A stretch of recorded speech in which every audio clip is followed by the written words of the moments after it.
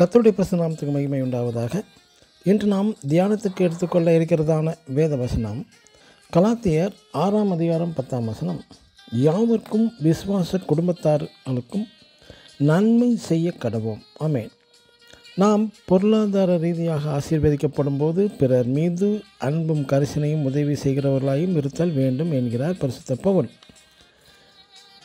இயேசு கிறிஸ்துவும் தமது 12 சீசர்களை தெரிந்தெடுத்து சீசர்களுக்குரிய அறிவுரைகளை போதிக்கின்றார்.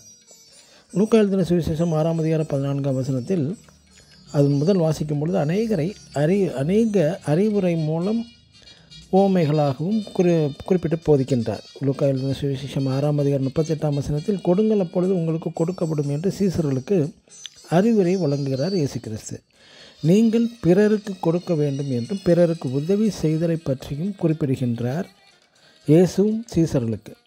இங்கே இயேசு சொன்ன வசனங்களை தவறுதலாக அநேக போதர்கள் தங்கள் விசுவாசிகளுக்கு போதிக்கப்படுகிறது என்னவென்றால், நீங்கள் அமைக்க கொலிக்கு சரிய எங்களுக்கு கொடுங்கள் என்றல்லவா போதிக்கின்றார்கள். இயேசுவோ பிறருக்கு கொடுங்கள், பிறர் மீது அன்பு செலுத்துங்கள், அளவுக்கு அதிகமாக உதவி செய்யுங்கள் என்பது இயேசு கிறிஸ்துவின் சீசர்களும் அப்போஸ்தலர்களும் போதிக்கின்றார்கள். ஆனால் இந்த வசனத்தை மாற்றி நமது சபை போதகர்கள் அமைக்கி குலுக்கி சரிய எங்களுக்கு கொடுங்கள் என்றளவா சபை விசுவாசிகளை மிரட்டுகிறார்கள்.